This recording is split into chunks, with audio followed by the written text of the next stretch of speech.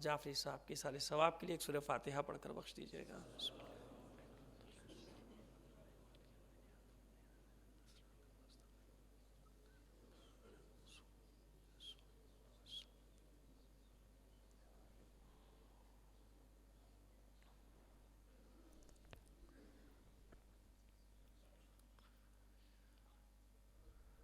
صلوات عنایت فرما دیجیے محمد و آل محمد۔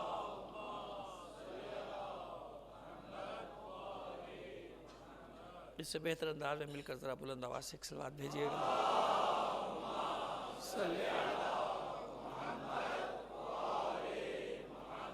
عزیزان محترم، ہم بات تو ظاہر ہے کچھ اور کر رہے ہیں، لیکن جو حالات سامنے آتے جاتے ہیں تو یہ تو نہیں ہو سکتا کہ میں حالات سے چشم پوشی کرتا ہوا گزر جاؤں، یہ ہو نہیں سکتا، مثلا میری خون میں نہیں ہے، میری فطرت میں یہ بات ہے ہی نہیں۔ لیکن بہرحال کوشش کریں گے کہ موضوع کے اندر رہتے ہوئے، کل جہاں بات کو ختم کیا تھا فضائل کے باب میں، وہیں سے بات کا آغاز کرنا چاہتے ہیں۔ اتفاق سے کل ہم نے آپ سے کی خدمت میں عرض کیا تھا کہ جو مخالفین ہیں ان کو اس سے غرض نہیں کہ آپ کے نظریاتی اختلافات کیا ہیں آپس میں، جو بات سمجھنے کی ہے، کہ یہی بات ہو رہی تھی کہ سمجھانے والے تو بہت ہیں، سمجھنے والے ہم لوگ کم ہیں۔ جو ہمیں سب کو سمجھ لینا چاہیے وہ یہ سمجھ لینا چاہیے کہ جو مخالفین ہیں، یا یوں سمجھیے کہ جو ہمیں نشانی اپنے ضد پر لے رہے ہیں، اپنے نشانوں کی ضد پہ لے رہے ہیں، ان کو اس سے غرض نہیں کہ آپ کا آپس میں کیا اختلاف ہے، ان کو اس سے بھی غرض نہیں کہ آپ کے نظریات کیا ہیں، اس کے نظریات کیا ہیں، اس کے نظریات کیا ہیں۔ اس لیے وہ مسجد میں بھی مارتے ہوئے اسے کوئی پرواہ نہیں، مسجد میں بھی مار رہا ہے، نمازیوں کو بھی مار رہا ہے، جلوس میں بھی مار رہا ہے، مجلس میں بھی مار رہا ہے، عالم کو بھی مار رہا ہے، ذاکر کو بھی مار رہا ہے، خطیب کو بھی مار رہا ہے، سب کو مار رہا ہے، دانشور کو بھی، ڈاکٹر کو بھی، انجینئر کو بھی۔ کوئی فرق رکھا اس نے؟ وہ تو چنگیز خان کی طرح ہے کہ بغداد میں جتنے ہی آپس میں چوراہوں پر مناظرے ہو رہے ہوں، مگر جب چنگیز آتا ہے تو کھوپڑیوں کا مینار تعمیر کر دیتا ہے سب کے، اسے اس سے غرض نہیں کہ تمہارا آپس میں کیا اختلاف ہے، اس کی نظر میں تم سب ایک ہی ہو۔ تو دیکھیے جب ایسی صورتحال آئے تو پھر کیا کیا جائے بھائی، کیا کرنا چاہیے؟ معرکہ جب درپیش آ جائے تو کیا کریں اس معرکے میں؟ قرآن مجید کیا فرماتا ہے؟ اہل بیت علیہ السلام کی سیرت کیا ہے؟ انبیاء علیہ السلام کی سیرت کیا ہے؟ اسی رشتے پہ بات کر رہے ہیں۔ ہم نے عرض کیا کہ جو ہم نے موضوع منتخب کیا، ممکن ہے کہ ساری باتیں جو ہم ذہن میں موضوع بنا کر لائے تھے مضمون وہ سب پیش نہ کر سکے، لیکن اس کے دائرے میں رہتے ہوئے موجودہ صورتحال پر آپ سے بات کرنا بہت ضروری، تاکہ معلوم ہو جائے کہ کبھی قوموں کی زندگی میں یہ معرکے پیش آئے تو کیا کیا جائے بھائی۔ قرآن نے کیا راستہ بتایا، انبیاء نے کیا راستہ بتایا، ائمہ طاہرین نے کیا راستہ بتایا؟ سرنڈر کر دیں، پیٹھ دکھا کے بھاگ جائیں، پشت دکھا دیں، حکومت خلاف، ادارے خلاف، حالات خلاف، میڈیا خلاف، دنیا خلاف، سب خلاف، کیا کیا جائے؟ بیٹھ جائیں، سرنڈر کر دیں، ہاتھ پیر چھوڑ دیں؟ کون سا راستہ ہے جو بتایا قرآن مجید نے؟ کیا کیا جائے؟ ان سب سے پہلے میں ایک عام آدمی کا جملہ نقل کرنا چاہتا ہوں، جس کی گفتگو نہ قرآن ہے، نہ وہ رسول ہے، نہ وہ پیغمبر ہے، نہ وہ امام ہے۔ آپ اور مجھ جیسا چلتا پھرتا گوشت پوش کا انسان تھا، اور زیادہ پرانا بھی نہیں تھی صدی کا آدمی، یعنی یہ جو صدی تو 13 سال ہو گئے نئی صدی کو، اس سے پچھلی صدی کا آدمی، بہت زیادہ پرانا آدمی بھی نہیں۔ وہ کیا کہتا ہے اس بارے میں؟ ہم پوری زندگی گزار دیتے ہیں دعوے کرتے ہوئے، مختلف قسم کے دعووں میں ہماری زندگی خرچ ہو جاتی ہے۔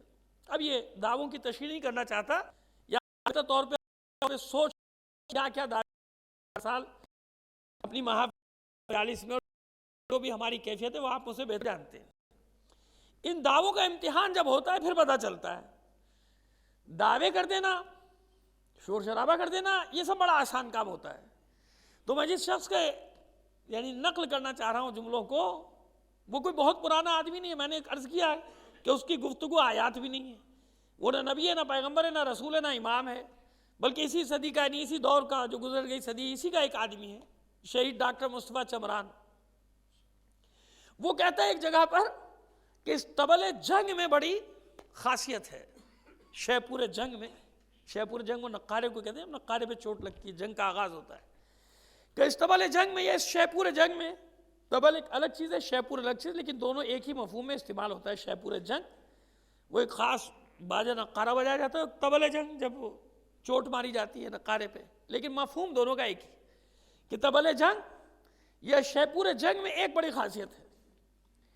جب شیپور جنگ بجتا ہے اور طبل جنگ پر چوٹ پڑتی ہے تو اس کی ایک سب سے بڑی خوبی ہے کہ یہ بزدل کو بہادر سے الگ کر دیتی ہے، بہادر اور بزدل میں تمیز پیدا کر دیتی، سرحد قائم کر دیتی۔ وہ جو میں نے امتحان بتایا نا کہ دعوے جو کرتے ہیں، جب امتحان آتا ہے تو پتہ چلتا ہے کہ بھئی اس میں بہادر کون ہے بزدل کون ہے، ویسے کسی کو کچھ کہتے رہو آپ کوئی فرق نہیں پڑتا۔ جب معرکہ درپیش ہوتا ہے، جب مقابلہ درپیش ہوتا ہے، مقابلے کا میدان ہوتا ہے، پھر پتہ چلتا ہے کہ کون اپنے نعروں میں، کون اپنے دعووں میں سچا ہے اور کون خالی خولی ہوا میں نعرے لگانے والا تھا، دعوے کرنے والا تھا۔ تو جب تک معرکہ پیش نہ ہو پتہ نہیں چلتا کہ کوفے میں کتنے حبیب ابن مظاہر ہیں۔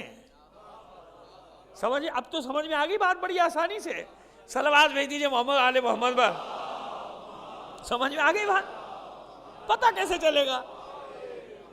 جب تک حسین مدینہ نہیں چھوڑیں گے، جب تک آئیں گے نہیں کو، تو پتہ کیسے چلے گا کہ یہ سچے ہیں کہ جھوٹے ہیں؟ تو پتہ چل گیا نا۔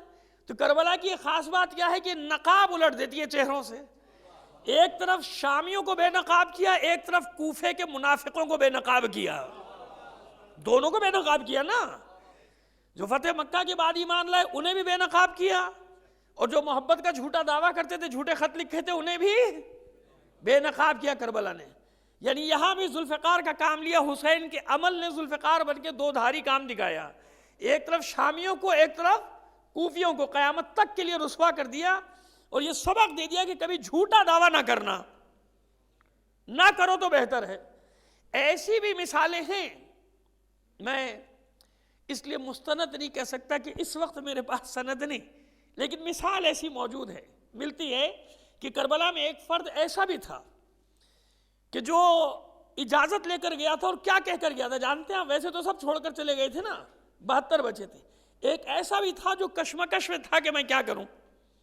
تو جناب سید الشہداء کی خدمت میں آیا، اور آنے کے بعد کہتا ہے کہ مولا میں جانتا ہوں کہ آپ حق پر ہیں، اور میں آپ کی نصرت بھی کرنا چاہتا ہوں، مجھے معلوم ہے کہ آپ کی نصرت نہ کر کے میں کس مشکل میں پڑوں گا، لیکن میں ڈرتا ہوں، میں جنگ نہیں کر سکتا، میں لڑ نہیں سکتا۔ سچا آدمی تھا، جھوٹ نہیں بولا معصوم سے، دھوکہ نہیں دیا امام کو اس نے۔ کہتا ہے مولا میں لڑ نہیں سکتا، میری ہمت نہیں، اور میں جانتا ہوں کہ آپ کو چھوڑ کر چلا جاؤں تو بخشش بھی نہیں ہوگی، میں کیا کروں؟ معصوم نے شانے پر ہاتھ رکھا، امام نے کہا جا، چلا جا، میرے استغاثے کی آواز سننے سے پہلے اتنی دور چلا جا کہ تیرے کانوں میں میری آواز نہ جا، میں نے تجھے اٹھا لیا ہاتھ، تجھ سے بیعت اٹھا لی، جا تو چلا جا۔ سچ تو بولا، کوفیوں کی طرح دغا تو نہیں کی، کوفیوں کی طرح بے وفائی تو نہیں کی نا اس نے۔ ایک میں نے کہا ایک ایسی مثال بھی ہے، اور میں نے پہلے قید لگا دی کہ مستند اس لیے نہیں کہہ سکتا کہ میرے پاس اس کا کوئی حوالہ نہیں، میں نے اپنے استاد محترم سے میں سنی تھی، اب کتنے سال پہلے سنی تھی مجھے نہیں یاد، تو میں کیسے کہہ دوں کہ مستند، مگر مثال کے لیے یہ بہترین واقعہ ہے جو میں نے آپ کے سامنے نقل کیا۔ تو اب بات سمجھ میں آ رہی ہے؟ اب آئیے سلسلے سے لے کر چلتے ہیں، قرآن کیا کہتا ہے ایسے زمانے میں کیا کرو؟ خود بخود رشتہ قائم ہو جائے گا۔ ہم نے موضوع یہ رکھا قرآن اور اہل بیت کا رشتہ کیا ہے، رشتہ قرآن و اہل بیت، اور پھر اس کے بعد اہل بیت کا عمل کیا رہا، انبیاء کا عمل کیا رہا، اسی بات کو لے کر آگے بڑھتے ہیں۔ مگر یہ تو طے ہے نا کہ جب شیپور جنگ بجے، جب طبل جنگ بجے تو پھر پیٹھ نہیں دکھاتا مجاہد، پھر میدان میں کھڑا رہتا ہے، جہاں بھی ہو جواب دیتا ہے نا، اس کو معلوم ہے کہ میں میدان میں مجھے کھڑے رہنا ہے، یہ تاریخ کا امتحان ہے جس سے میں گزر رہا ہوں۔ اسی بات پہ فخر کرے کہ اللہ نے اس قابل تو پایا کہ ہمیں امتحان میں ڈالا۔ ان قوموں کو اللہ امتحان بھی نہیں لیتا، ان قوموں سے جن کو امتحان کے قابل بھی نہیں پاتا ہے نا۔ کتنے عرب ممالک ہیں نا کہ جو امتحان میں ڈالا نہیں ڈالا کیونکہ امتحان دے ہی نہیں سکتے، ایک ہی بار ہوگا ان کا کریا کرم جو ہونا ہے نا، ان کے ساتھ جو ہونا ہے وہ ایک ہی بار ہونا ہے، لیکن کیسے عیش و عشرت سے رہ رہے ہیں۔ ہمارے بھی لوگ کہتے ہیں وہاں چلے جاؤ، یہاں چلے جاؤ، وہاں چلے جاؤ، ٹھیک ہے اچھی بات ہے، ہجرت کو منع تھوڑی کیا اللہ نے، نہ اللہ کے رسول نے۔ جان بچانے کے لیے بھی ہجرت کی جا سکتی ہے، مال بچانے کے لیے بھی ہجرت کی جا سکتی ہے، تجارت کے لیے، کاروبار کے لیے بھی ہجرت کی جا سکتی ہے، کوئی پابندی، یاد رکھیے شرن کوئی پابندی نہیں ہے، نہ اللہ نے لگائی نہ رسول نے نہ قرآن، بلکہ حکم دیا بعض مواقع پر کہ اللہ کی زمین وسیع تھی، تم نے ہجرت کیوں نہیں کی، فتوہاجروا فیہا، تم نے اللہ کی زمین میں پھیل کیوں نہیں گئے، تم نے ہجرت کیوں نہیں کی۔ ٹھیک ہے، یہ ایک الگ موقع ہے، الگ بات ہے کہ کہاں پر ہجرت مستحب ہے، کہاں مباح ہے اور کہاں واجب ہے۔ اس کے بھی الگ الگ مقامات. لیکن ابھی ہم بات کریں کہ میدان میں ڈٹنے والوں کی، جو میدان میں ڈٹ جاتے ہیں. آئیے پہلے قرآن مجید سے مدد لیتے ہیں کہ ایسے حالات میں کیا کیا جائے. ان حالات کیا کبھی پہلے پیش آئی یا نہیں؟ پہلے تو یہ سوچا جائے. قرآن مجید میں اب میں اتنے اہم، اپنے خیال میں بڑی اہم گفتگو کر رہا ہوں اور بعض افراد بڑی میٹھی نیند سو رہے ہیں. اللہ ان کی نیندوں کو سلامت رکھے. صلوات بھیجیے محمد آل محمد پر.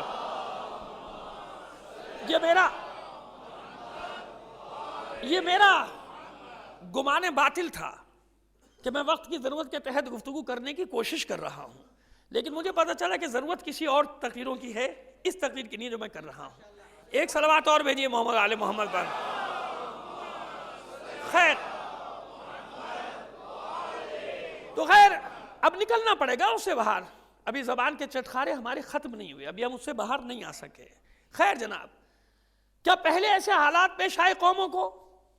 اگر ایسے حالات پیش آئے تو ان قوموں نے کیا کیا؟ ظاہر ہے وہ ہمیں کہاں سے ملے گا؟ قرآن مجید سے ملے گا نا. قرآن مجید میں ہمیں تلاش کرنا پڑے گا پہلی قوموں کے حالات ہیں کہ نہیں، ایسے تھے یا نہیں تھے حالات، اس سے بھی بدتر تھے یا نہیں تھے، اس سے بھی برے تھے یا نہیں تھے. تو قرآن مجید نے خود فرمایا، سہارا لے رہا ہوں کل کی آیت کا جو میں نے کل تلاوت کی تھی، یعنی 214ویں آیت سورہ بقرہ کی. ام حسبتم ان تدخلوا الجنۃ ولما یاتکم مثل الذین خلوا من قبلکم مستهم الباساء والضراء وزلزلوا حتی یقول الرسول والذین آمنوا معه متی نصر اللہ الا ان نصر اللہ قریب. تو قرآن مجید نے صاف اور واضح طور پہ بتا دیا کہ تم سے پہلے والی قوموں پر تم سے بھی سخت مصیبتیں، تم سے بھی سخت امتحانات. تمہارے پاس ہجرت کا وسیلہ، ان کے پاس ہجرت کا وسیلہ بھی نہیں تھا، کوئی چانس، اور صدیوں تک کٹتے رہے، صدیوں تک. اب تو زمانہ فاسٹ ہو گیا نا، تو جو 900 سال میں ہوتا تھا ممکن ہے وہ 90 سال میں ہو جائے وائنڈ اپ. سمجھ رہے ہیں آپ بات کو؟ کہ ممکن ہے کہ پہلے جو دور لمبے ہوتے تھے مشکلات کے، اب وہ میکنائزڈ ورلڈ ہو گئی، مشینی دنیا ہو گئی، تو اس کی وجہ سے ممکن ہے کہ وہ جلدی پہیا گھومیں، وہ مصیبتوں کے دن کم ہوں آپ کے اور مومنین کے اور ہم سب کے. لیکن پہلے تو صدیوں تک ہوتے تھے نا، 900 سال تک. تو یہ بتا دیا پہلے تو قرآن نے واضح کیا کہ تم پہلی قوم نہیں ہو، تم تنہا لوگ نہیں ہو جن کو ہم نے اس امتحانات میں ڈالا، بلکہ تم سے قبل والوں کو بھی تم سے زیادہ سخت امتحانات میں ہم نے ڈالا ہے. آئیے مثال لیں اسی قرآن مجید سے. قرآن مجید نے ذکر کیا طالوت اور جالوت کے واقعے کا، اور اسی میں جناب داؤد کا تذکرہ بھی آیا. سورہ بقرہ کی آیات ہیں 200 یوں سمجھے کہ 49 سے شروع ہوئی، آگے چلے جائیے، بلکہ اور اسے پیچھے سے شروع کریں گے تلاوت اور آسانی ہو جائے گی بات کو سمجھنے میں. سورہ بقرہ میں کہ جس میں یہ ہوا کہ بنی اسرائیل کو صدیاں گزر گئیں، امتحان دیتے دیتے، امتحانات سے گزرتے گزرتے صدیاں گزر گئیں. آخر سب جمع ہوئے کس کے پاس؟ جناب شموئیل پیغمبر کے پاس. اشموئیل بھی ہے، شموئیل بھی نام ہے، کوئی حرج نہیں ہے. عبرانی اور عربی میں ذرا الف بے زیر کا فرق ہو جاتا ہے. تو جناب شموئیل یا جناب اشموئیل پیغمبر ہے، نبی ہے، جانتے ہیں کہ اللہ کا نبی ہے. جمع ہوئے سب بنی اسرائیل اور اس اللہ کے نبی سے کہا کہ آپ دعا کیجئے کہ اللہ اپنی بارگاہ سے ایک سردار بھیج دے. بس پتہ چلا کہ نبی کو وہ مقام تو دیتے تھے مگر دعا کا مقام دیتے تھے، بس کہ آپ دعا کیجئے ہمارے لیے، سردار ہم میں سے ہو، آپ کو نہیں مانیں گے، ہم میں سے ہونا چاہیے کوئی سردار. لہذا معلوم ہوا کہ انبیاء موجود ہوتے تھے مگر وہ انبیاء کی ہدایات پہ عمل پھر بھی مانتے تھے انہیں کہ اللہ کا نبی ہے، ان کا حکم نہیں مانتے تھے. یہ تو مانتے تھے کہ اللہ کا رسول ہے مگر حکم، جیسے جناب زکریا علیہ السلام، جیسے جناب یحییٰ علیہ السلام مانتے تھے کہ اللہ کے نبی ہے مگر ان کا حکم کبھی بھی نہیں مانتے تھے. اگر وہ احکام کی سختی کرتے تھے تو آرے سے چیر دیتے تھے، نبی کو قتل کر دیتے تھے، گردن کاٹ دیتے تھے. جناب زکریا کو تو بیچ میں سے چیر دیا، جناب یحییٰ کا سر قلم کر دیا. ایسے ہی کیا نا بنی اسرائیل نے کہ بس جو ہم کر رہے ہیں ہمیں کرنے دو، آپ بہت مقدس ہو، ہمارے لیے دعا کرتے رہو. لیکن ہمارے معاملات میں بیچ میں دخل دیا، دخل اندازی کی، تو پھر ہم آپ کو بھی نہیں چھوڑیں گے. اب دیکھیے، اب آپ ذہن میں لاتے چلے جائیے کہ تاریخ میں فطرت انسانی کس طرح سے کام کرتی ہے. سڑکیں بدلتی ہیں، بلڈنگیں بدلتی ہیں، عمارتیں بدلتی ہیں، فطرت انسانی وہی کار فرما رہتی ہے کہ ہمیں اپنی مرضی سے جینے دو، ہمیں اپنا کام کرنے دو، ہمارے معاملات میں مداخلت نہ کرو. جب ہمیں دعا کی ضرورت ہوگی تمہارے پاس آ جائیں گے، جھاڑ پھونک کے لیے، قرآن کی ہوا دے دینا، دعائیں بتا دینا، خاص وہ بھی صبح کی وقت کی نہ ہو۔ وہ ایسا ہوتا ہے کہ اکثر لوگ آتے ہیں کوئی ایسا عمل بتا دیجئے، اچھا مجھے بھی ضد ہے، میں جان کے وہ بتاتا ہوں دعا جو فجر کے بعد پڑھنی ہے، اس کا منہ لٹک جاتا ہے۔ اس کی زندگی کی سب سے بڑی مصیبت ایک طرف جو وہ لے کر آیا ہے، سب سے بڑی مشکلات ایک طرف، لیکن فوراً کہتا ہے کوئی دن والی دعا بتا دیں، یعنی اپنی مشکلات کے حل کے لیے بھی اسے صبح کی 2 رکعت پڑھنا گوارا نہیں ہے۔ یہ ہے فطرت انسانی۔ فوراً کہتا ہوں، میں کہتا ہوں بھائی یہی ہے میرے پاس، اور کچھ نہیں، میرے پاس جو بھی دعا ہے وہ فجر کے نماز کے بعد والی دعا ہے۔ اسی بہانے منہ بنا کے پھر چلا جاتا ہے، پھر کسی اور کے پاس جاتا ہے کہ جس کو دے کے کہیں سے کام نکل جائے، کوئی لے دے کے معاملہ حل ہو جائے۔ صلوات بھیجیے محمد آل محمد پر۔ خیر جناب، تو اب جناب شموئیل سے پاس جمع ہوئے، دعا کیجئے اللہ اپنی بارگاہ سے ہمارے لیے سردار۔ جناب شموئیل نے دعا کی، اللہ نے کرم کیا، جاؤ ہم نے تمہارے لیے سردار بنا دیا۔ جناب شموئیل نے سرداروں کو بنی اسرائیل کے جمع کیا، کہا کہ اللہ نے سن لی تمہاری اور تمہارے لیے سردار مقرر کر دیا جالوت سے مقابلہ کرنے کے۔ خوش ہو گئے، کون ہے؟ کہا طالوت، تمہارے سردار کا نام ہے طالوت۔ انہیں یہ گمان تھا کہ ہوگا تو ہم ہی میں سے ہوگا، ہم جو بڑے بڑے سردار ہیں بنی اسرائیل کے، ہم میں سے ہوگا۔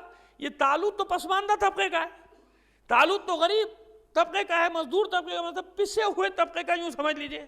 صلاحیت اپنی جگہ، قابلیت اپنی جگہ، لیکن پہلی شرط یہ ہے کہ جناب منصب میں تو خاندان، یہ حسب نسب میں تو میرے جیسا ہو، چاہے میرا عمل کچھ بھی ہو، مگر میرا حسب نسب بڑا عالی شان ہے۔ تو معیار یہ کہ گدی نشین نہیں بلکہ گدی نشین کون ہے؟ ایک ہوتا ہے سجادہ نشین۔ سجادہ نشین کا مفہوم جانتے ہیں آپ؟ جس کے پاس وہ سجدوں کا مصلی آیا ہو، جس پر وہ اللہ کا ولی بیٹھ کر عبادت کیا کرتا تھا، سجادہ کہتے ہیں مصلی کو۔ سمجھ میں آ رہی ہے بات؟ تو سجادہ نشین کا مطلب کیا ہوا؟ جو اس مصلی کا وارث ہو، جس پہ، یعنی سجادے کا مطلب ہی سجادہ کہتے ہیں مصلی کو، سجادہ لائیے تو مطلب مصلی لائیے۔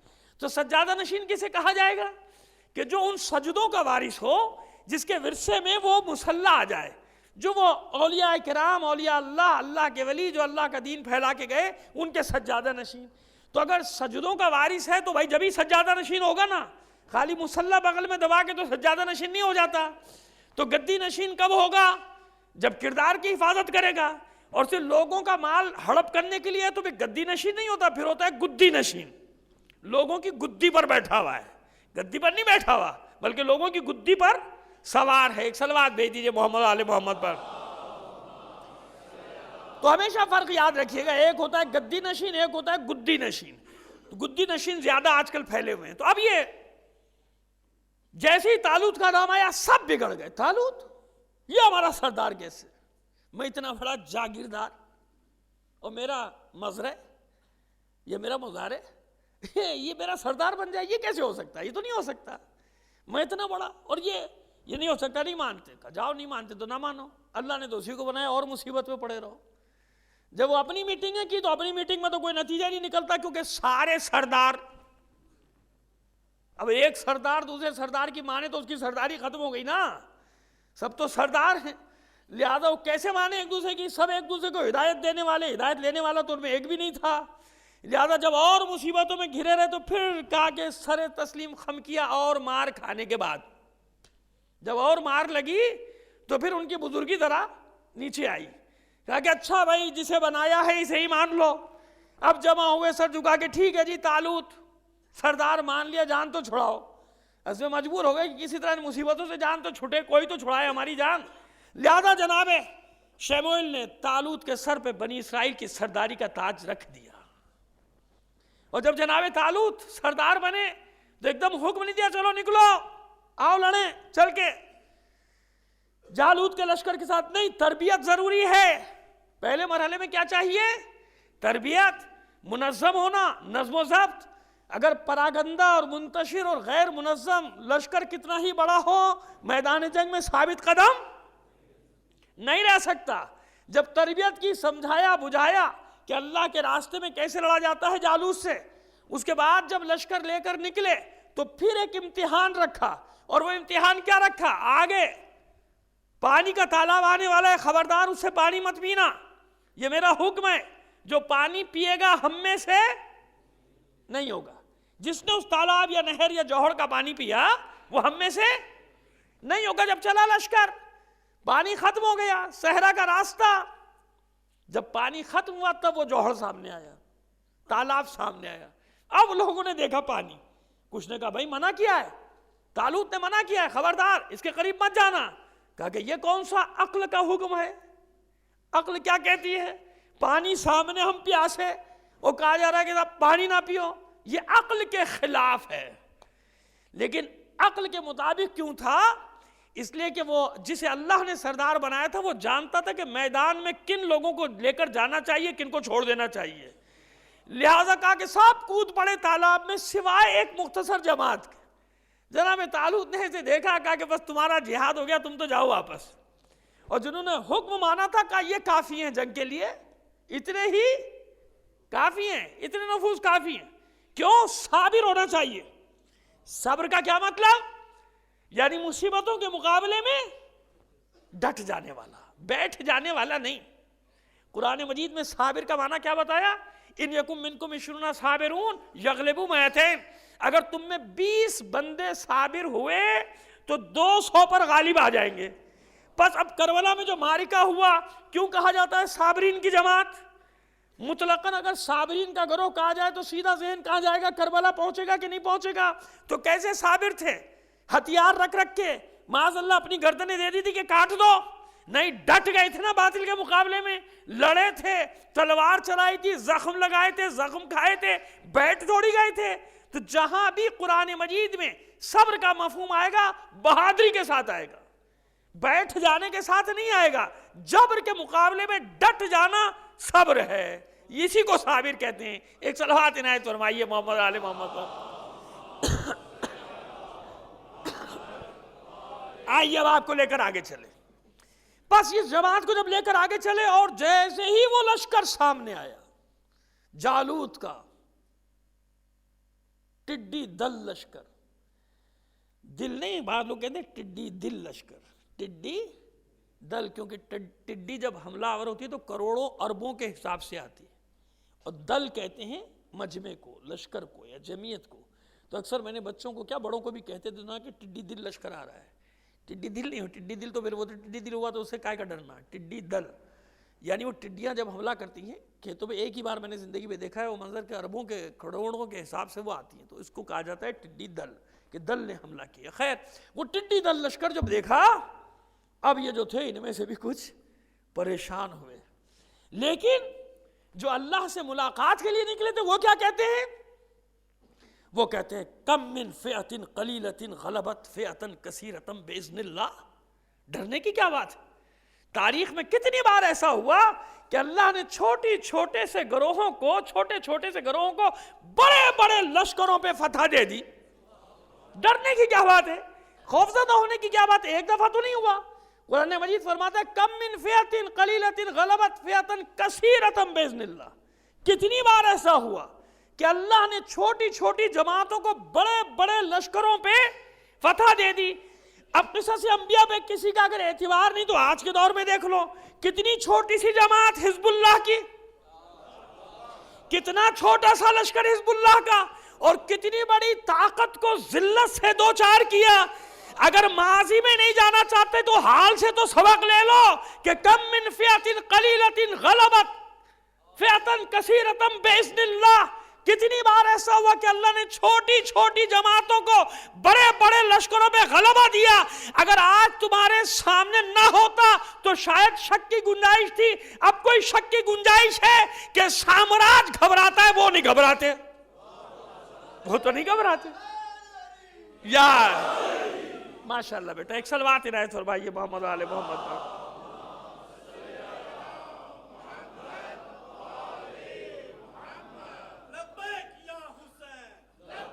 یا حسین لبیک یا حسین لبیک یا حسین لبیک یا حسین۔ ماشاءاللہ، اب ایسے رہے نا، دلیروں کی طرح جینا ہے بھائی، بہادروں کی طرح جانا ہے۔ پتہ تھوڑی کون کب چلا جائے گا۔ کوئی یہ نہ کہے کہ جناب پیٹھ دکھائی ہے، کوئی یہ نہ کہے کہ مشکلات ہوئیں تو جناب میدان چھوڑ کے نکل لیے. نہیں، ایسے نہیں جانا. جانا سب کو ہے. آپ میں کوئی ہے جو یہ کہہ سکتا ہے کہ میں کبھی نہیں جاؤں گا؟ تو یہ ہے تو بتا دے کہ اسے نہیں مرنا. یہ تو حقیقت ہے نا، ایک اٹل حقیقت، مرنا ہے. جتنی سانسیں لے کر آیا ہے کوئی ایک بھی کم نہیں کر سکتا. جتنی سانسیں لے کر آیا ہے کوئی ایک بھی بڑھا نہیں سکتا.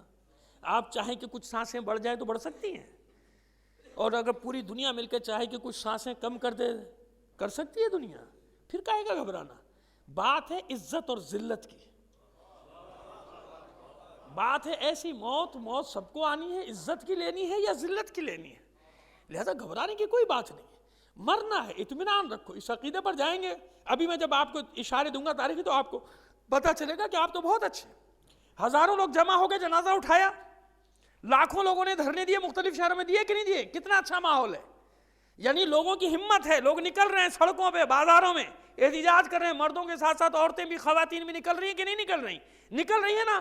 ذرا اس دور میں جائیے جب جناب رشید حجری کو شہید کیا گیا، جب جناب میثم تمار کی لاش لٹکتی رہی درخت کے ساتھ، جب جناب قمبر کے ٹکڑے کیے گئے، اس دور میں جائیے نا. جناب حجر ابن عدی کے ساتھ کیا ہوا؟ کوئی حمایت کرنے والا تھا؟ کوئی احتجاج کرنے والا تھا؟ کوئی پروٹیسٹ کرنے والا تھا؟ جناب ابو ذر ربضہ کے صحرا میں جان دے دیتے ہیں، سوائے بیٹی یا بعض روایت کے مطابق بیوی یا بیٹی کے علاوہ کوئی پاس ہے؟ دفن کرنے والا بھی نہیں ہے. وہ تو جناب ابو ذر نے بشارت دی تھی، بتا دیا تھا کہ گھبرانا مت، آئیں گے اور پاک ترین لوگ مجھے دفن کریں گے. اور جناب مالک اشتر کا جب قافلہ گزرا، انہوں نے صحابی رسول کو دفن کیا. تو مجھے بتائیے کوئی حمایت کرنے والا تھا؟ کوئی نعرے لگانے والا تھا؟ کیا وہ انسان نہیں تھے ہم جیسے گوشت پوشت کے؟ کیسے انہوں نے برداشت کیا کہ بھائی پوری دنیا ایک طرف، پورا معاشرہ ایک طرف، میں علی کا چاہنے والا ایک طرف. لبیک یا حسین، لبیک یا حسین، لبیک یا حسین، لبیک یا حسین. جزاک اللہ، جزاک اللہ. تو بس اب یہ اس بات کو یاد رکھیے کہ وہ جو اصحاب علی تھے، وہ انصار علی، وہ کیسے تھے کہ ان کے ساتھ تو کوئی بھی نہیں تھا بھائی، مگر ان کے پائے ثبات میں کبھی لغزش آئی؟ نہیں آئی نا. بس آئی. یعنی ہر دور میں یہ مثالیں ہمارے پاس موجود ہیں. اب قرآن مجید اس معرکے کی انتہا بتاتا ہے. طالوت و جالوت کے جب معرکے کا آغاز ہوا تو وہ لوگ جو جناب طالوت کے ساتھ تھے، ان کے لبوں پر ایک دعا آئی اور وہ دعا قرآن کی آیت بن گئی. قرآن مجید کی آئے اس دعا کو نقل کیا، ربنا افرغ علینا صبرا وثبت اقدامنا وانصرنا علی القوم الکافرین. اے پالنے والے، اے ہمارے رب، ربنا افرغ علینا صبرا. معرکے میں سب سے پہلی دعا کیا کرو؟ مالک اس معرکہ حق و باطل میں ہمیں صبر نازل فرما ہم پر. ربنا افرغ علینا صبرا. اگر صبر نہیں ہوا، بے صبرا ہوا، میدان میں ڈٹ نہیں سکتا، مصیبتوں پہ جزا فضا کرنا شروع کر دے گا، مصیبتوں کا مقابلہ نہیں کر سکتا. لہذا پہلی دعا کیا ہے؟ مالک ہم پر صبر نازل فرما تاکہ ڈٹے رہیں ان مصیبتوں کے مقابلے میں جو ہم پر آ رہی ہیں اور جو ہم پر آنے والی ہیں. ربنا افرغ علینا، ایسا صبر نہیں کہ ہم میدان چھوڑ کر چلے جائیں. وثبت اقدامنا، مالک ایسا صبر کہ ہمیں ثابت قدم رکھ. ربنا یا ربنا افرغ علینا صبرا وثبت اقدامنا، ہمیں ثابت قدم رکھنا. وانصرنا علی القوم الکافرین، اس قوم کفار پر ہمیں فتح عنایت فرمانا. یہ حق و باطل کے معرکے میں جانے والوں کی دعا. اب وہ معرکہ کیسا ہے کبھی موقع ملا تو تفصیل سے بتا دیں گے، لیکن ابھی تو ہم نے کہا تھا کہ حوالہ دینا ہے. تو بس قرآن مجید میں یہ حوالے کیوں دیے گئے؟ کس کے لیے دیے گئے؟ میرے اور آپ کے لیے نا. کہ یہ نہ سمجھنا وَلَمَّا يَأْتِكُمْ مَثَلُ الَّذِينَ خَلَوْا مِن قَبْلِكُمْ، ابھی تک تم پر وہ آیا ہی نہیں جو تم سے قبل والوں پر آ گیا تھا. بھائی کہاں ہو؟ ایسے ایسے میدانوں میں وہ ڈٹے رہے، جمے رہے، آخر ان کی فتح ہوئی. اللہ نے ان کو فتح نصیب کی. کیوں؟ صابر بھی تھے اور ثابت قدم بھی تھے. صبر کرنے والے بھی تھے اور میدان میں ڈٹ جانے والے بھی تھے. استقامت تھی ان کے پاس، مقاومت کی انہوں نے. اور یہی صبر انسان کو ہر منزل سے فاتح قرار دے کر نکالتا ہے. یہی صبر آگے بڑھاتا ہے. مولائے عارفان، مولائے متقیان علی ابن ابی طالب علیہ السلام،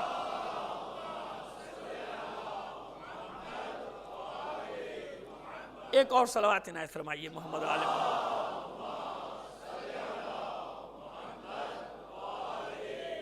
یہ جو آپ پیکر صبر و رضا ہیں، وہ جو قول رسول صلی اللہ علیہ وآلہ وسلم ہے، ایک صلوات اور بھیجیے۔ کہ الحسن والحسین سیدا شباب اہل الجنہ وابوہما افضلہما، حسن و حسین جوانان جنت کے سردار ہیں، ان کا بابا ان دونوں سے افضل ہے۔ یہ کیسا افضل ہے علی؟ یہ جو آپ کے سامنے روایت نقل کر رہا ہوں ہے تو بہار کی 92ویں جلد، لیکن ابو حامد غزالی، جن کو امام غزالی کہا جاتا ہے، ان سے نقل کیا علامہ مجلسی نے۔ میں نے ان کی کتاب نہیں دیکھی، میں نے اس میں دیکھا ہے، بہار میں انہوں نے امام غزالی کے حوالے سے ایک علم کا مقام نقل کیا، جس کا جتنا علم بڑھتا جائے گا اس صبر کے میدان میں طاق، کیونکہ جانتا ہے کہ یہ سب فانی ہے، سب گزرنے والا ہے۔ یہ الگ بات ہے کہ کوئی علی تک نہیں پہنچ سکتا، کوئی علی کی طرح دنیا کو 3 طلاقیں نہیں دے سکتا، یہ الگ بات۔ لیکن جتنا آگے بڑھے گا تو اتنا انصار علی میں تو شامل ہوگا نا، اور انصار علی بننے پر کوئی پابندی تو نہیں کہ جو اس زمانے میں علی کے سامنے تھے وہی انصار علی ہیں، نہیں، قیامت تک جو اس راہ پہ چلنے کی کوشش کر رہا ہے وہ انصار علی میں ہے، وہ انصار دین خدا میں ہے، وہ انصار پیغمبر ختم مرتبت میں ہے، وہ انصار فاطمہ میں ہے، وہ انصار حسن میں ہے، وہ انصار حسین میں ہے۔ تو اب آئیے وہ کیا مقام ہے امام غزالی جس کو لکھ رہے ہیں کہ ہمارے بھی بعض لوگوں کی غلط فہمی دور ہو جائے۔ ایک واقعہ نقل کرتے ہیں کہ کسی نے آ کر کہا مولا کی خدمت میں کہ اتنی شرح تھی اس کتاب توریت کی جو جناب موسیٰ پر نازل ہوئی تھی، اس کی شرح کا بار، یعنی اس کی شرح کا وزن 40 اونٹ اٹھاتے تھے، یعنی تفاسیر لکھی گئی، اس کی تشریحات جو لکھی گئی توریت کی جو جناب موسیٰ پر نازل ہوئی تھی، اس کا بار کتنے اونٹ؟ اتنی بڑی تھی، اتنی تفصیل تھی کہ 40 اونٹوں پہ اس کا وزن آتا تھا، ایک اونٹ پہ وہ شرح نہیں ہے۔ اب ظاہر ہے کہ پرانے زمانے میں کھالوں پہ لکھا جاتا تھا، یہ ہم حساب کر سکتے ہیں کہ آج کی طرح تو کاغذ باریک باریک نہیں ہوتے تھے، یا کھالیں تھیں اور یا پھر پتے بڑے بڑے، ان کی چھالیں، درختوں کی چھالیں، تو ہم اس حساب سے اس کو دیکھ سکتے ہیں حقیقی نظر سے یوں۔ لیکن مولا کے سامنے جو فرمایا تو مولا فرماتے کہ اگر اللہ اور اس کا رسول مجھے حکم دے، تم نے تو یہ کہا نا کہ توریت کی شرح کا بار 40 اونٹ اٹھاتے تھے، توریت کی شرح کا وزن 40 اونٹ اٹھاتے تھے، اگر اللہ اور اس کا رسول مجھ علی کو حکم دے تو میں الحمد کی الف کی شرح سے 40 سے زیادہ اونٹوں کا بار بھر دوں گا، صرف الف، صرف کس کی شرح سے؟ الف کی، الحمد کی نہیں، الف کی شرح سے، اپنا تو ذکر ہی نہیں کیا۔ تو اس پر کہتے ہیں امام غزالی تبصرہ کرتے ہیں کہ جس کے علم کی یہ وسعت ہو تو ماننا پڑے گا کہ وہ علم لدنی اور آسمانی علوم کا وارث ہے۔ یہ امام غزالی فرماتے ہیں کہ ماننا پڑے گا کہ جس کے علم کی یہ وسعت ہو تو یقیناً اس کے پاس علم لدنی بھی ہے اور آسمانی علم بھی ہے، یہ وہ رشتہ ہے علم کے ساتھ۔ اس لیے وہ روایت پڑھنے کی تو مجھے ضرورت نہیں، آپ سارا سال سنتے رہتے ہیں کہ وہ جب جناب عبداللہ ابن عباس کے دونوں مکاتب میں، یہ بھی نہیں کہ میری یہاں ہو وہاں نہ ہو، وہاں بھی کتنے ہی لوگوں نے اس کو نقل کیا، انا النقطۃ التی تحت البا، یعنی جب تک یہاں سے داخل نہیں ہوگے دروازے سے اس وقت تک قرآن مجید کو سمجھنے میں پریشان ہی رہے گا، آج تک پریشان ہے۔ لیس البر من تأتوا البیوت من ظہورہا، نیکی یہ نہیں کہ تم دروازوں میں پچھواڑوں سے یا گھروں میں پچھواڑے سے داخل ہو، ولیکن البر من اتقی، نیکی یہ ہے کہ تقوی سے کام لو، جو اللہ سے ڈرتا ہے نیکی یہ ہے۔ وَأْتُوا الْبُيُوتَ مِنْ أَبْوَابِهَا، جب بھی گھروں میں داخل ہو کہاں سے داخل ہو؟ دروازے سے داخل ہو۔ حالانکہ اس کے بعد وہ چاند کی آیات ہیں، ہلال کی، لیکن یہاں ہمارے علماء نے اکثریت نے یہی تشریح کی ہے کہ قرآن مجید کا بھی دروازہ ہے، پیغمبر ختم مرتبت جو علم کا شہر ہے اس کا بھی ایک انا مدینۃ العلم علی بابھا، یعنی پیغمبر کو سمجھنے کا دروازہ بھی علی اور قرآن کو سمجھنے کا دروازہ بھی مفتاح یہی ہے، یعنی چابی یہی ہے، اس کے بغیر کھلنے والا۔ وہ کہتے ہیں نا کہ جادو کا پٹارا ہے یہ کمپیوٹر یا لیپ ٹاپ یا جو بھی کہہ لیے، ٹویٹر، یا مجھے تو استعمال نہیں آتا، صاف بات بتاؤں، بہت سارے لوگ جانتے ہیں مجھے نہیں آتا، میں اپنے بچوں سے جب کوئی چیز چاہے تو مانگتا ہوں کہ اتنا ٹائم بھی نہیں سیکھنے کا بھی نہیں، اب کہاں اس عمر میں آدمی کیا سیکھے، بہت صبح شام تک بیسیوں مصروفیات، تو مجھے نہیں پتا، لیکن مجھے یہ معلوم ہے کہ یہ جادو کا پٹارا ہے، یہ ایک جادو کا پٹارا ہے، ایک بٹن دباؤ پوری دنیا کھل جاتی ہے کہ نہیں؟ اب یہ بچوں نے مجھے بتایا کہ کیا معلومات آپ کو لینی ہے بتائیے مجھے، بچہ مجھ سے کہہ رہا ہے کہ پوچھئے، ہاں، یا آپ یہ بچے بیٹھے ہوئے سے پوچھ لیجئے، اور بڑے بیچارے انہی کے محتاج ہوتے ہیں بچوں کے، وہ بچہ کہتا ہے پوچھئے، امریکہ کے بارے میں، افریقہ کے بارے میں، آسٹریلیا کے بارے میں، چاند کے بارے میں، سورج کے بارے میں، زمین کے بارے میں، موسموں کے بارے میں، برف کے بارے میں، کہاں سورج کتنے دن طلوع رہتا ہے، کہاں کتنے دن غروب رہتا ہے۔ ارے بھائی کیا ہے یہ اتنے سے، یا اتنی سی ڈبیا میں کیا کیا ہے بھائی، اور پھر اب تو کمپیوٹر لیپ ٹاپ بھی نہیں ہو تو جیب میں رکھا ہوا اتنا سا ڈبہ، سب کچھ اسی میں ہے نا، hi-fi, wi-fi, U fuse, جو کچھ بھی ہے جتنے قسم کا ہے سب کچھ، یو فون وو فون سب اس میں ہے کہ نہیں؟ دیکھیں حقیقت ہے نا، میں حقیقت سے منہ تو نہیں چھڑا رہا، یہ انسانی ترقی ہے نا۔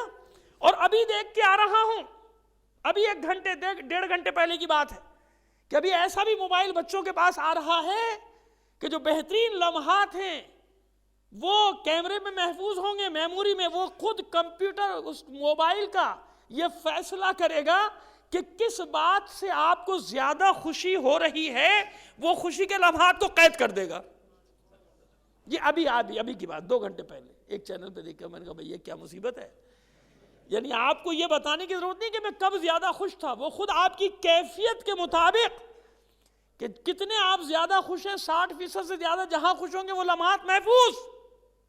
اب مجھے بتائیے آپ کہ یہ 10-12 سال کے بچے مجھ سے کہہ رہے ہیں کیا چاہیے معلومات بتائیے، کس کے بارے میں چاہیے معلومات، آپ کو ہم دیتے ہیں، تو بھیا اتنا تو مان لو، اتنا تو انصاف کرو کہ جب یہ انسان ترقی کرتا کرتا، جسے اللہ نے ترقی کا پتلا ہی بنایا ہے، ترقی کے لیے بنایا نا، آگے بڑھتے جاؤ، تسخیر کرو کائنات کو، تسخیر کر رہا ہے، تسخیر کرتے کرتے کہاں تک پہنچ گیا؟ لیجیے جی معلومات کہاں کی چاہیے، دنیا کے کس حصے کی آپ کو چاہیے، کون سا کیپٹل، کہاں کیا پیدا ہوتا ہے، کہاں کیا ختم ہوتا ہے، پاکستان کا نام آتا ہے تو ختم ہونے کی بات تھی، یہ ختم، یہ ختم، یہ ختم، یہ ختم، ہوتا کچھ نہیں ہے یہاں۔ صلوات بھیجیے محمد آل محمد پر۔ ہاں، یہاں صرف ایک ہی کام ہوتا ہے، کرپشن، یہی پیدا ہوتا ہے، اور اسی کی وجہ سے سب کچھ ختم۔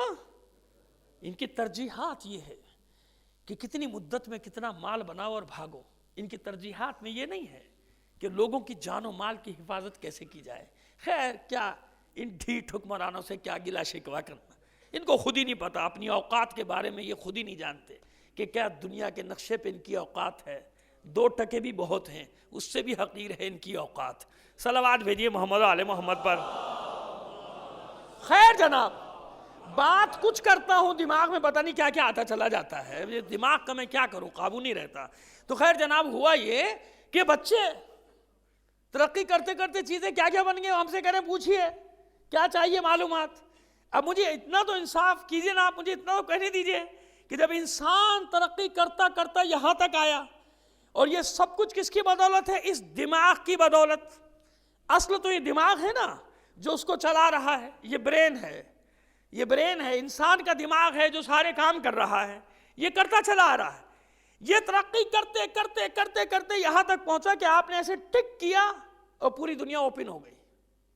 ایسے ہی کیا نا، بچے ایسے ٹک مارتے، ٹک کیا انہی نے اور پوری دنیا کھل کے آ گئی۔ وہ چلا چلا کر کہہ رہے کیا چاہیے، ریسرچ، کیا ڈھونڈنا ہے، کیا چاہیے تم کو۔ اب مجھے بتائیے کہ انسان اپنی محنت سے ترقی کرتا ہوا یہاں تک آ جائے کہ بچے ہم سے کہیں کہ پوچھئے آپ کو کیا پوچھنا ہے۔ اب جو علم لدنی کا حامل ہو، بلکہ ایک بات بڑھ کر کہہ دوں، میرے پاس اس کی بڑی دلیلیں ہیں، کبھی عرض کر دوں گا، اور شاید عرض کر بھی چکا ہوں کہ یاد رکھیے ایک بات کا، کہ رحمت علت ہے، عالمین معلول ہے۔ رحمت علت ہے، عالمین معلول ہے۔ کیوں؟ وَمَا أَرْسَلْنَاكَ إِلَّا رَحْمَةً اے رسول، ہم نے آپ کو نہیں بھیجا مگر عالمین کے لیے رحمت بنا کر۔ رحمت ہٹ جائے تو عالمین رہیں گے؟ نہیں رہتے نا، فنا ہو جائیں گے، ختم ہو جائیں گے۔ رحمت کی وجہ سے عالمین باقی ہیں، عالمین کی وجہ سے رحمت باقی نہیں ہے۔ عالمین نہ ہو رحمت پھر بھی ہے کہ نہیں ہے؟ تو رحمت علت ہے، عالمین۔ یہ تو نہیں ہو سکتا کہ معلول علت سے پہلے وجود میں آ جائے، مشکل لفظ ہوگا بچوں کے لیے، لیکن بہرحال بڑے تو سمجھ رہے ہیں نا۔ یہ تو نہیں ہو سکتا نا کہ معلول پہلے وجود میں آ جائے علت سے۔ معلول کے وجود کے لیے علت کا پہلے سے وجود ہونا ضروری ہے۔ جیسے ماں باپ علت ہیں، اولاد معلول، سلسلہ چل رہا ہے نا، سوائے استثناءات کے، جناب آدم کے، جناب ہوا کے، جناب عیسیٰ کے، وہ الگ، وہ استثناءات ہیں کائنات کے۔ لیکن علل و معلول کا، یہ کائنات علل و معلول ہے نا۔ یہ تو نہیں ہو سکتا کہ دھوپ پہلے آ جائے سورج بعد میں طلوع ہو۔ چلیے یوں سمجھ لیجئے اب بچوں کو سمجھانے کے لیے، یہ تو نہیں ہو سکتا نا کہ دھوپ پہلے نکل آئے سورج بعد میں۔ نہیں، یہ دھوپ بتا رہی ہے کہ علت موجود ہے سورج۔ جب تک سورج طلوع نہ ہو زمین پہ سورج کی کرنیں نہیں پڑ سکتی۔ یہی رات، یہ تو نہیں ہو سکتا کہ سورج غروب ہونے سے پہلے اندھیرا ہو جائے۔ ہاں، سورج غروب ہونے سے پہلے بھی اندھیرا ہوگا، کب؟ جب سورج کو گرہن لگے گا۔ ایسے ہی ہے نا، جب سورج کو گرہن لگے گا تو اندھیرا ہوگا، ورنہ نہیں، سورج کا چھپنا اندھیرے کے لیے ضروری ہے۔ جب تک سورج نہیں چھپے گا اندھیرا نہیں ہوگا۔ تو علت ہے رحمت، معلول ہے عالمین۔ تو اس بات کو یاد رکھیے کہ علت پہلے ہے، معلول بعد میں۔ اس لیے وجہ مقصود کائنات، اس لیے وجہ تخلیق کائنات، اس لیے مقصود کائنات کہا جاتا ہے پیغمبر ختمی مرتبہ صلی اللہ علیہ وآلہ وسلم کو کہ آپ کی خاطر کائنات کو خلق کیا، کائنات کی خاطر آپ کو خلق نہیں کیا۔ آپ کی خاطر عالمین کو خلق کیا، عالمین کی خاطر آپ کو خلق۔ اتنی سی بات سمجھ میں آ جانی چاہیے، دو اور دو چار کی، کوئی نہ سمجھے تو اس کا ہم کیا کریں۔ اتنی بات ہے، کائنات کو ان کے لیے خلق کیا، ان کو کائنات کے لیے خلق نہیں کیا، عالمین کو ان کے لیے خلق کیا، ان کو عالمین کے لیے خلق۔ وجہ تخلیق کائنات ہے میرا حبیب، تجھے خلق نہ کرتا تو کوئی بھی چیز خلق، بات ختم ہو گئی، سیدھی سیدھی سی بات ہے۔ تو اب جب عالمین بعد میں خلق، رحمت پہلے، اس لیے حضور کو کوئی تعجب نہیں کسی بھی چیز پر۔ ہر نبی خواہش کرتا نظر آئے گا، یہ دکھا دے، یہ دکھا دے، یہ دکھا دے۔ کئی بار مثال دے چکا ہوں، وقت آپ کا نہیں لینا چاہتا، ضائع نہیں کرنا چاہتا مثالوں میں۔ رسول نے کبھی خواہش نہیں کی کہ مجھے معراج پہ بلا لے۔ کہیں کوئی بتا دے، کوئی ضعیف سے ضعیف حدیث بتا دے کہ رسول نے فرمایا ہو کہ اے بالغ، اے پالنے والے، مجھے آسمانوں کی سیر کرا دے۔ کبھی کہا؟ نہیں کہا۔ حالانکہ ہر نبی کی فرمائش ہے، یہ دکھا دے، مردے کیسے زندہ کرے گا یہ دکھا دے، اپنا جلوہ ہی دکھا دے۔ ایسا ہے کہ نہیں ہے؟ چاہے وہ چلیے بنی اسرائیل کے کہنے پر صحیح، مگر فرمائش تو کی ہے نا۔ اور کتنے انبیاء نے ایسے فرمائشیں کی، اور اللہ نے فرمائشوں کو پورا بھی کیا۔ لیکن اس حبیب نے تو کبھی بھی نہیں کہا۔ یہاں تو بالکل معاملہ برعکس ہے، یہاں سے تھوڑی کہا جا رہا کہ مجھے دکھا آسمانوں میں کیا ہے، مجھے دکھا کتنے آسمان ہیں، مجھے سدرۃ المنتہا سے کی منزل تک پہنچا دے۔ نہیں، یہاں تو خود حبیب کو بلایا گیا ہے، محبوب کو بلا رہا ہے پروردگار، سبحان الذی اسری بعبدہ۔ یہاں تو اللہ بلا رہا ہے اور اپنی تسبیح اور اپنی پاکیزگی بیان کر رہا ہے۔ تو اس لیے کہیں تعجب نہیں رسول کو کہ جس کے سامنے عالمین خلق پا رہے ہیں، بس اس کے پاس وہ علم ہے کہ نہیں ہے۔ اگر وہ علم نہ ہوتا تو قرآن مجید میں 2-3 جگہ یہ ذکر نہ ہوتا کہ جلدی نہ کیجئے، جلدی نہ کیجئے جب تک وحی مکمل نہ ہو۔ اور قرآن مجید میں یہ ذکر نہ ہوتا پہنچائیے جو آپ تک پہنچ چکا، یعنی کچھ ہے جو پہنچ چکا ہے، پہنچانے میں مزید تاخیر نہ کیجئے۔ تو کائنات کا علوم کیسے ہے رسول کے پاس، اور جیسے رسول کے پاس ہے۔ اب اگر علی یہ کہتے نظر آئیں کسی کے سوال کے جواب میں کہ سوال پورا نہیں ہوتا، جواب آپ پہلے دیتے ہیں، تو کیا فرماتے ہیں مولا تیرے ہاتھ میں کتنی انگلیاں؟ کہا 5. بغیر دیکھے کیسے بتا دیا؟ بغیر دیکھے کیسے، بغیر سوچے کیسے؟ کہا مولا ضرورت نہیں دیکھنے کی، بدیہیات ہے. سمجھتے ہیں اہل علم بدیہیات کا بدیہی علم ہے کہ وہ یہاں سے صبح کی، دیکھیے رات اور دن کی روشنی میں فرق ہے نا. صبح کی روشنی کہ ہاں بھائی سورج نکل آیا، کہ آپ نے دیکھا نہیں کیسے نکلا ہے؟ کہ ضرورت نہیں دیکھنے کی، بدیہی علم ہے. دھواں بتا رہا ہے کہ گاڑی جا رہی ہے، ٹرین جا رہی ہے. آواز بتا رہی ہے کہ جہاز کی ہے آواز ہے یا ٹرین کی آواز ہے. بدیہیات ہے، یہ بدیہیات کہلاتے ہیں. کہ بس تیرے لیے جیسے یہ علم بدیہی ہے کہ تو بغیر دیکھے بغیر سوچے سمجھے، میں نے تو سے پوچھا ہاتھ میں کتنی انگلیاں؟ تو نے کہا 5. کہ بس یہ پوری کائنات میرے سامنے ایسے ہے. نظریں ہیں نا. تو بس اب اگر پہلے کسی کی سلونی کا دعویٰ سمجھ میں نہیں آتا تھا تو اب سمجھ لو یہ کسے کہنے کا حق ہے؟ سلونی سلونی قبل ان تفقدونی. ہمارے علماء ہوں یا دوسرے علماء ہوں، اس دعوے پر تو اکثریت کا اتفاق ہے نا. کہیں کوئی قید تو نہیں لگائی علی نے کہ یہ پوچھنا یہ نہ پوچھنا، یہ پوچھنا یہ نہ پوچھنا. سارے علوم کا وارث ہے نا. بس جس کو اتنے اختیارات دیے ہو اللہ نے، اب نتیجہ دے رہے ہیں آپ کو. اور زحمت تمام کریں گے، آج پہ زندگی نہیں، کل یہیں سے بات کا آغاز کریں. جو بات اصل بتانا چاہ رہے ہیں، بس اللہ کون ہے؟ صبور. اللہ کے ناموں میں سے ایک نام کیا ہے؟ صبور. صبر کرنا، بہت زیادہ برداشت. کیا مطلب صبر کرنے والا؟ معاذ اللہ، اللہ کوئی 3 جو صبر کی قسمیں ہیں کہ عبادت پہ صبر، اللہ کو صبر کی بھی ضرورت نہیں. معصیت پر صبر، معاذ اللہ، اس کی بھی اللہ کو ضرورت نہیں. مصیبت پر صبر، اس کی بھی اللہ کو ضرورت. اللہ پر کوئی مصیبت تھوڑی آ سکتی. صبور کیوں؟ جلدی نہیں ہے اللہ کو. کہاں بھاگ کے جاؤ گے؟ کہاں بھاگ کے جاؤ گے؟ جمعرات کو دعائے کمیل جو لوگ سنتے ہیں، اچھا یہ بھی بڑا مسئلہ ہے، اب اسی میں جھگڑا ہے. خدا ان لوگوں کی عقلوں کو ماتم کرنے کو، بعض اوقات ان کی عقلوں کا ماتم کرنے کو دل چاہتا ہے جو عبادتوں کو ٹکراتے ہیں. یہ افضل کے وضو خدا کے بندے کوئی جھگڑا ہے حدیث کتاب دعائے کمیل کا؟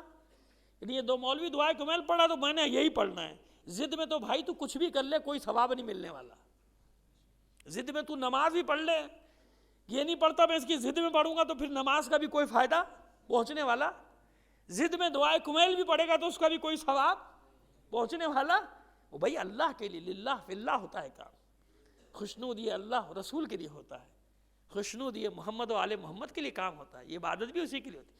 معلوم ہے ضد میں ماتم کر رہے، کھڑے ہوئے 2 دستے یہ جاؤ ضد میں. وہ امام حسین ہے کا بیچ میں، وہ تو ہو رہا ہے کہ ایک دوسرے کی ضد میں لگے ہوئے، یہ ہم سے آگے نہ نکل جائے، وہ ہم سے آگے نہ نکل جائے. ہے کہ نہیں؟ سچی بات ہے یا غلط کہہ رہا ہوں؟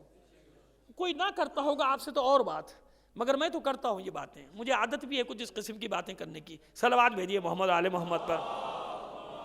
ہے نا بات ضد کی نہیں. اس دعائے کمیل میں جملہ کیا تھا؟ لا یمکن الفرار من حکومتک. کیا بھاگ کے جاؤ گے؟ ممکن ہی نہیں مالک کہ میں تیری حکومت سے فرار کر جاؤں.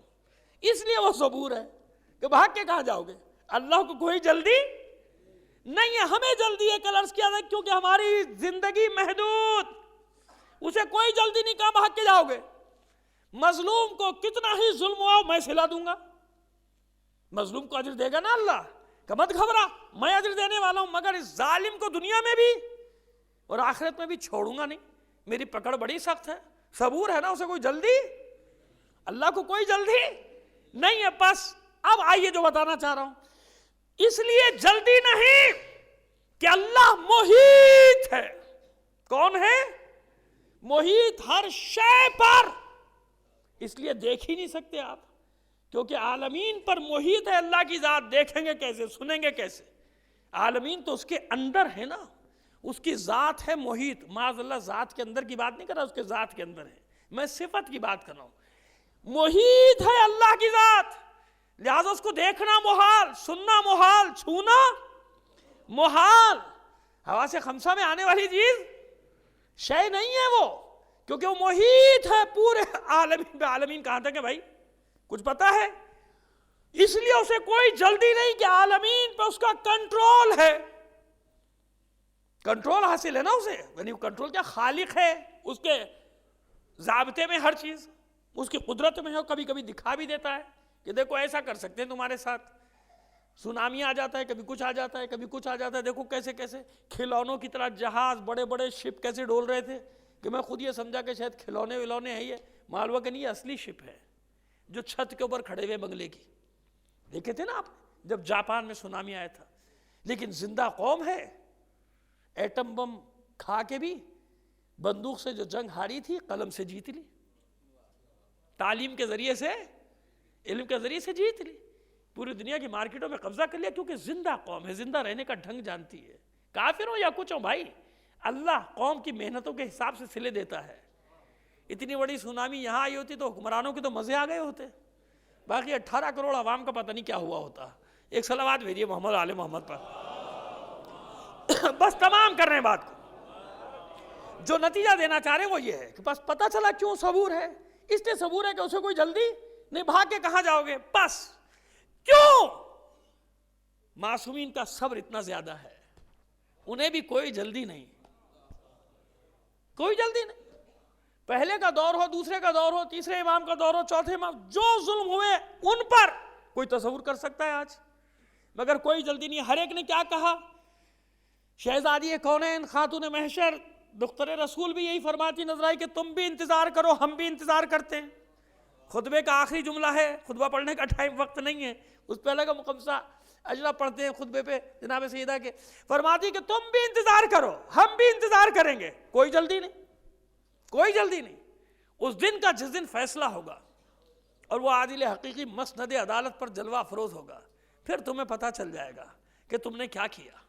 ظلم کرنے والے ان قریب جان لیں. کوئی جلدی ہے بی بی کو، شہزادی کوئی جلدی نہیں، کیوں ہاتھ سے معاملہ نکل تھوڑی رہا بھئی، سب کے سب ایک ہیں نا معصومین، کوئی بات نہیں.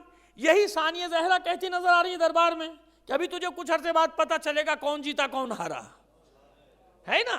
حسین کو جلدی نہیں، سیدھے سجاد کو کوئی جلدی نہیں، نکل تھوڑی رہا ہے معاملہ ہاتھ سے. کہاں جاؤ گے، کہاں تک جاؤ گے.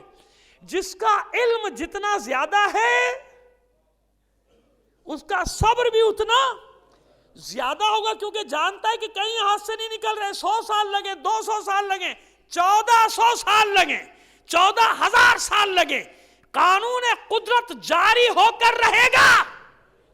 وَسَيَعْلَمُ الَّذِينَ ظَلَمُوا أَيَّ مُنْقَلِبٍ يَنْقَلِبُونَ. ان قریب یہ ظلم کرنے والے جان لیں گے کہ کس جگہ ان کا ٹھکانہ ہے، کس جگہ یہ پلٹائے جانے والے ہیں، کہاں پہنچائے جانے والے. تو صبر کا تعلق اس علم کے ساتھ. لہذا اس لیے مولا کائنات کے صبر کا عالم کیا ہے؟ صبر کا عالم یہ ہے کہ چاہتی ہے دنیا کے علی تلوار نکالے. پیغمبر کے بعد چاہا نا، یہی وہ سب سے بڑا امتحان ہے. خیبر، خندق، بدر، احد، یہ تو ادنا کرشمے ہیں علی کی شجاعت کے، علی کی شجاعت کے ادنا کرشمے ہیں یہ جنگیں. علی کی شجاعت کا معیار دیکھنا ہے تو اس حدیث سے پہلے اس حدیث کو سمجھو. اشجع الناس من غلب ہوا. لوگوں میں بہادر ترین فرد وہ ہے جو اپنی ہوائے نفسانی پر غالب آ جائے. ہوائے نفسانی پر غالب آنے کا کیا مطلب ہے؟ کہ قدرت ہے کسی کام کی مگر مصلحت الہی نہیں ہے کہ وہ کیا جائے. قدرت ہے، طاقت ہے، چاہتے ہیں لوگ علی تلوار نکال لیں. ایسے وقت علی جانتے ہیں کہ تلوار نکالنے کا وقت نہیں، یہ زانووں چلنے والا اسلام ٹکڑے ٹکڑے ہو جائے گا. آئے تھے نا لوگ کہ مدینے کو سواروں اور پیادوں سے بھر دیں گے. علی یہ کیسے ہوا؟ آپ ہاتھ بڑھائیے میں بیعت کرتا ہوں، مدینے کو سواروں اور پیادوں سے بھر دوں گا. علی نے کیا جواب دیا تھا مولا نے اس کو؟ تو کب سے اسلام کا خیر خواہ ہو گیا؟ حالانکہ فرصت تھی نا، موقع تھا نا بدلنے کے اپنے حق کو لے لیا. لیکن علی یہ نہیں چاہتے تھے کہ جنگوں کی نظر اور اس میں میرا آ جائے نام، یہ ختم ہو جائے گا، خانہ جنگی سیول وار مدینہ لاشوں سے پڑ جائے گا. یہی تو چاہتا ہے دشمن. تو کتنا بڑا صبر ہے علی کا. اس لیے ابوہما افضلہما کہتے ہیں کہ ایک کربلا آئی تھی حسین کے سامنے، علی کے سامنے ہر روز مسلمان ایک کربلا کھڑی کر دیتے تھے. جناب سید الشہداء کربلا میں جب زین سے زمین پہ تشریف لائے ہیں، زین سے زمین پر آئے، تیروں پر معلق تھے. اس عالم میں آپ نے دیکھا کہ شمر نے ایک دستے کو لیا اور دوڑا خیموں کی طرف حملہ کرنے کے لیے. جناب سید الشہداء نے چلا کر کہا، او پسر سعد، اگر تمہارا کوئی دین نہیں رہا، کسی دین اور شریعت کے پابند نہیں ہو، تو کم سے کم عربوں کی غیرت اور حمیت سے تو کام لو.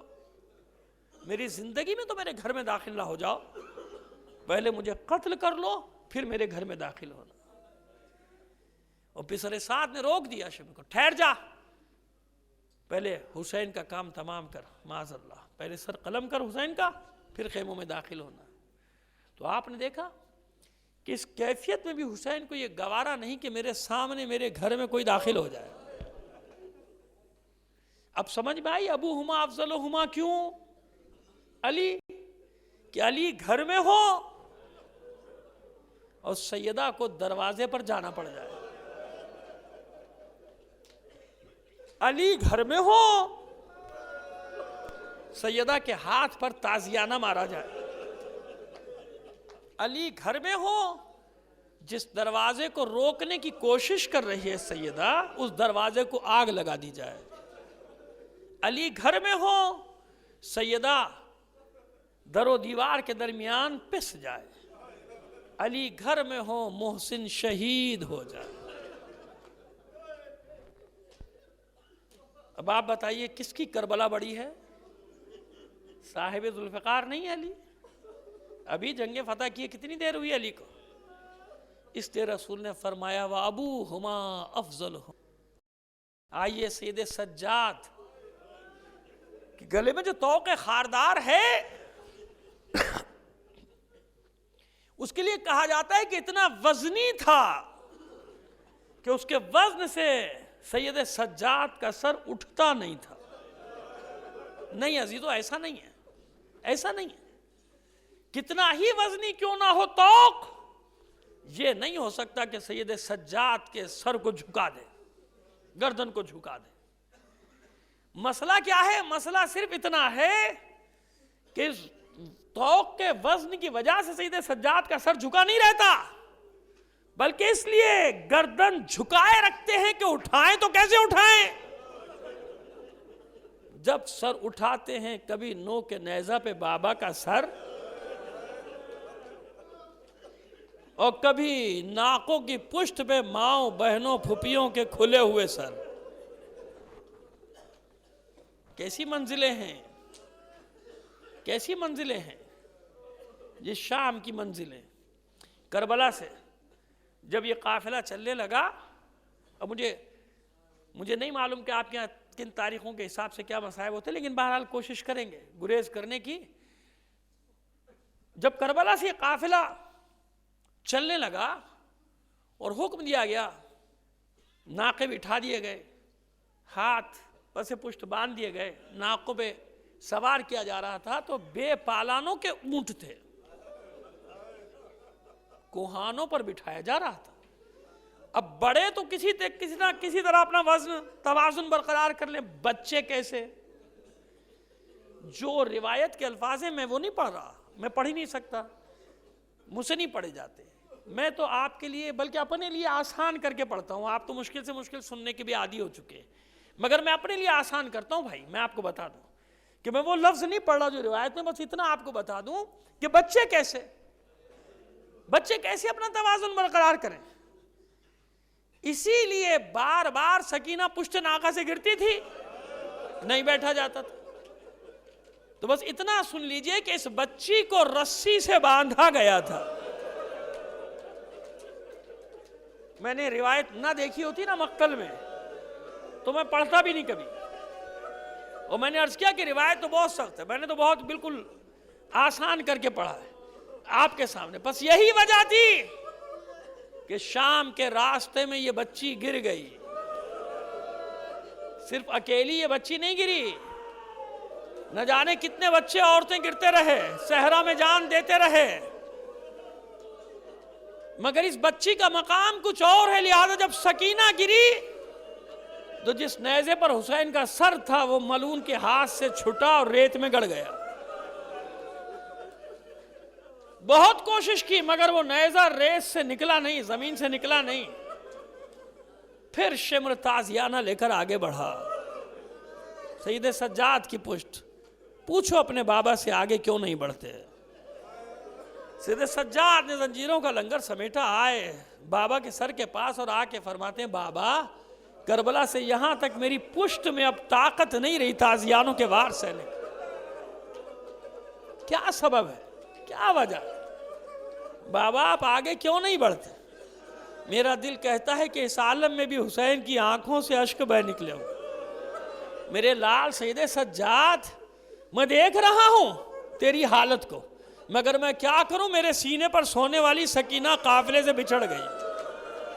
جب تک میری بچی نہ آ جائے میں آگے نہیں بڑھوں گا یہاں سے. بس عزاداران حسین, قافلہ ٹھہرایا گیا, بیبیاں ناکوں سے اتری, ہاتھ کھولے گئے, مخالف سمت میں جا رہی ہیں آوازیں دیتی ہوئی بیبیاں. زینب ام کلثوم آگے آگے آواز دیتی ہوئی سکینہ سکینہ سکینہ. کچھ دور گئی تھی, بچی کے رونے کی آواز کانوں میں آئی. تیز قدم بڑھائے ثانیہ زہرا نے, دیگر بیویوں نے. اب کچھ اور جو آگے بڑھی تو کیا منظر دیکھا, کوئی بی بی سکینہ کو آغوش میں لیے بیٹھے, سیاہ پوش سر سے پیر تک سیاہ چادر میں چھپی ہوئی بی بی آغوش میں لیے تسلی دیتی جا رہی, میری بچی نہ رو, میری بچی نہ رو, ابھی تیرے وارث آئیں گے, ابھی تیری مائیں بہنیں پھپھیاں آئیں گی, تجھے لے جائیں گی. دوڑی زینب, بچی کو آواز دی, بچی دوڑتی ہوئی آئی اور زینب کے کلیجے سے زینب کی آغوش میں بچی کو چپ کرایا, خاموش کی.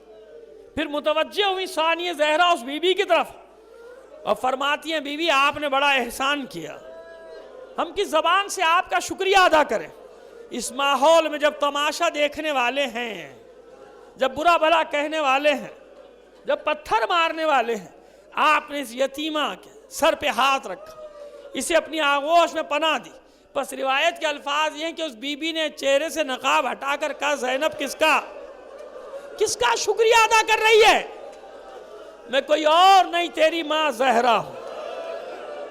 برسوں کی بچھڑی ہوئی بیٹی, ابھی تک کسی سے گلہ کیا نہیں کیا, مگر بیٹیاں ہمیشہ ہر بات اپنی ماں سے ضرور کہتی. بس جو ہی ماں کی آغوش ملی دوڑی زینب, ماں کی آغوش میں گر پڑی, سینے سے لگ کر کہتی, اماں بہت دیر کر دی. اب آئی اماں, رو رہی ہیں زاروں قطار, کربلا میں ہونے والا ایک ایک ظلم بیان کر رہی ہے زینب. اور جب یہاں تک پہنچی کہ اماں جسے تو نے چکیاں پیس کر پالا تھا نا, وہ حسین کئی پہروں کا پیاسا پشت گردن سے ذبح کر دیا گیا. روایت یہاں پہنچ کر ختم ہو جاتی ہے, مگر میرا دل کہتا ہے کہ ماں نے بھی پلٹ کر جواب دے دیا ہوگا, زینب کسے بتاتی ہے, تو نے مدینہ چھوڑا تھا, میں نے مزار چھوڑ دیا تھا, جہاں جہاں تو جاتی تھی تیری دکھیاری ماں تیرے پیچھے پیچھے. زینب شب عاشور پشت خیمہ سے جس بی بی کے گریے کی آواز تو سنا کرتی تھی, کوئی اور نہیں میں تھی. زینب شب عاشور میں نے اس جگہ کو صاف کیا جہاں میرا حسین شہید کیا جانے والا تھا. زینب کسے بتاتی ہے, ارے میرا لال حسین کہیں اور نہیں, میری آغوش میں ذبح کیا گیا.